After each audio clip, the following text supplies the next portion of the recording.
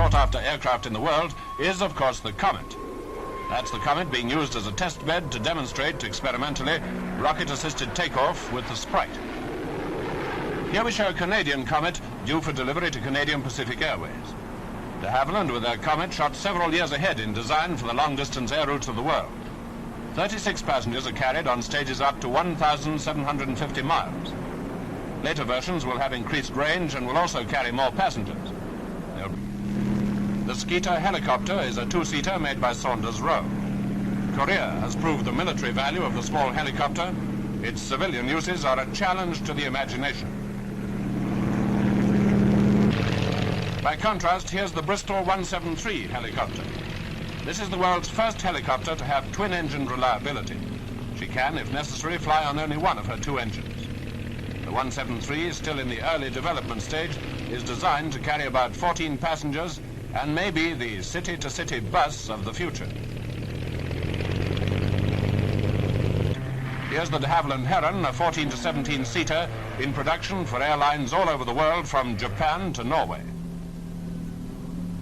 The Aiglet trainer being thrown about by its pilot, Ronald Porteous.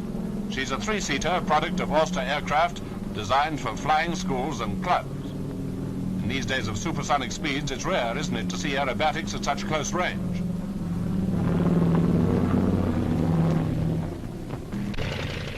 In the meanwhile, we can take pride in the proved successes of today. The Vickers Viscount can claim the honor of having been the first turbine-powered airliner to carry fare-paying passengers in 1950. She's a turboprop type, not a straight jet.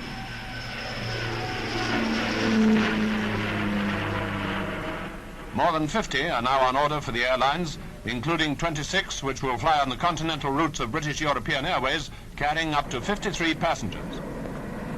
You can see how easily she maintains height with 3 of her engines stopped.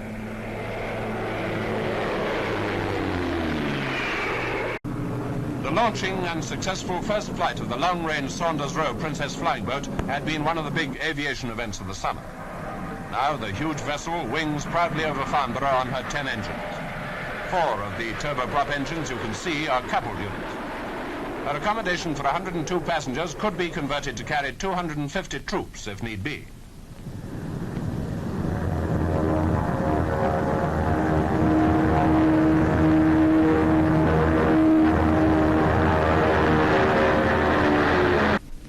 So will the turboprop Britannia, which we've already seen on the ground.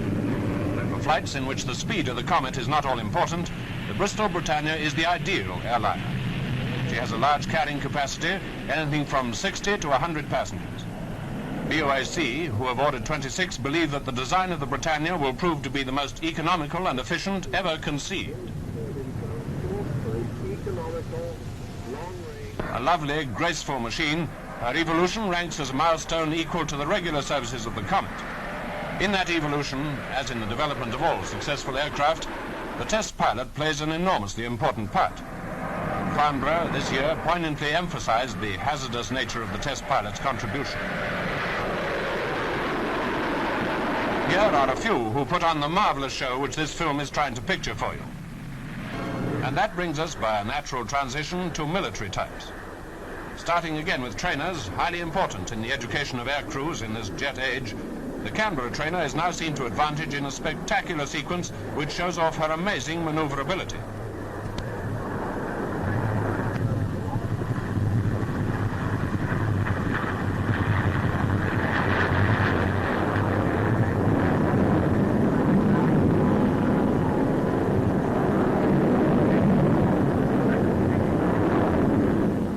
No wonder the Canberra has caught on in the United States and is being built in Australia as well. A creation of the English Electric Company and also being built by such well-known firms as Shorts, Handipage and Avro, she is now being supplied to the Royal Air Force.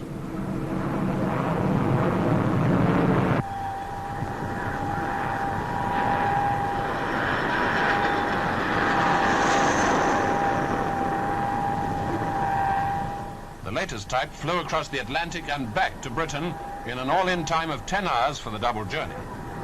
The faith of the English Electric Company in their first pioneering effort in jet aircraft has been abundantly justified.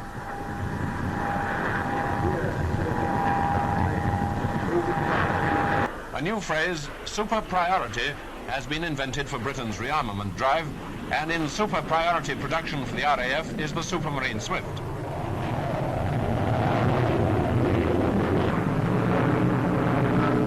A single-engined fighter, although her two intakes, like elephant's ears on either side of the fuselage, may give the impression of two engines, she is certainly of distinctive design.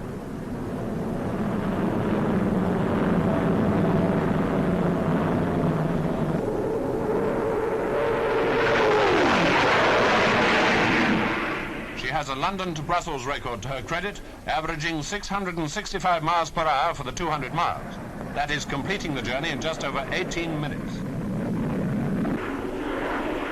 The most revolutionary fighter in super priority production for the RAF is the twin-engined, delta-winged Gloster Javelin. She's a two-seater, long-range, day and night fighter, radar-equipped, capable of flying faster than sound.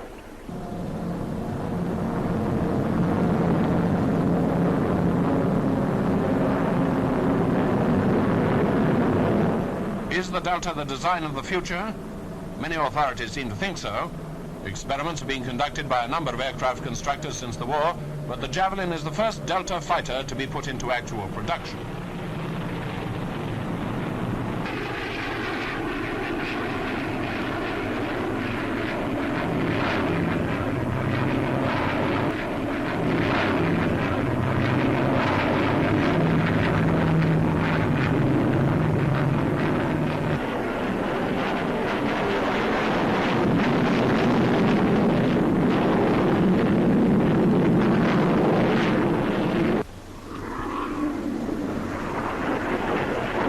Notice as she banks and climbs that she leaves a trail behind each wingtip. This peculiar effect is created by atmospheric conditions, not exhaust fumes.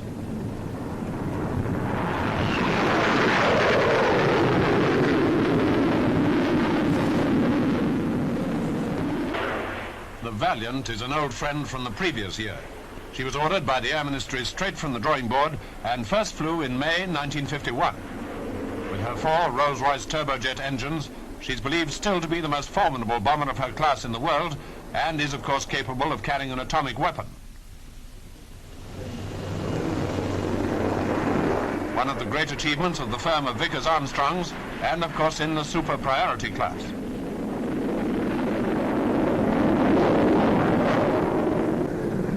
Arriving with the 2 Delta-shaped research aircraft from which she was developed, the Avro Vulcan bomber was top secret at Farnborough. She wasn't exhibited on the ground, and the only views which observers had of her were these.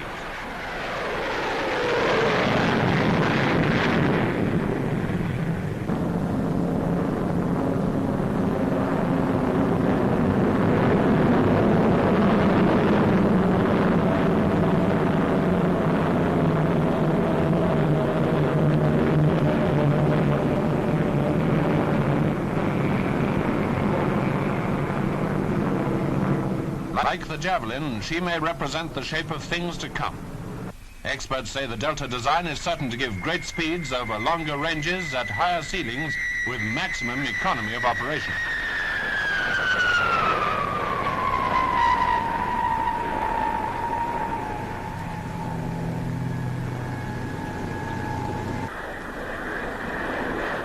Here is the Havilland DH.110.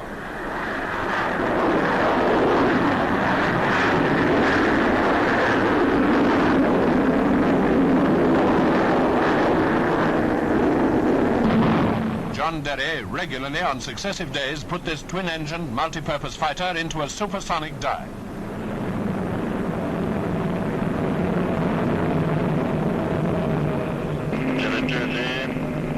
Starting to accelerate now. Coming up to the speed of sound now. Passing it now.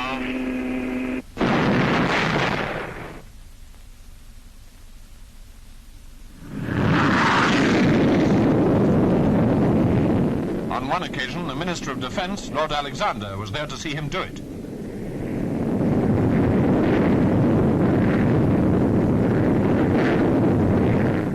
The tragedy, which occurred on the last day but one of the show, was not caused by the effect of piercing the sound barrier. Derry had flown to Hatfield and brought back another 110, not the aircraft shown in the earlier shots of this sequence. It was in the second machine that he dived through the barrier. into the dive.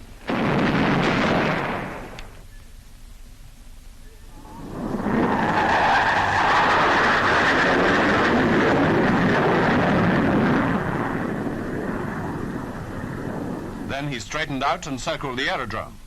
The catastrophe occurred when he was preparing to come in for his low-level flight past. Suddenly, the aircraft was disintegrating in the air, with engines and debris being hurled towards a section of the crowd. In spite of the tragedy to the 110, the test pilot of the Hawker Hunter, Neville Duke, forthwith took off his single-seater swept-wing fighter into the air for another supersonic demonstration. It was in a way a tribute to John Derry that his fellow test pilot paid in carrying on immediately with the activities which they had both pioneered. So the Hawker Hunter, which is also in super priority production for the Royal Air Force, shows off her dazzling qualities before the Farnborough crowd.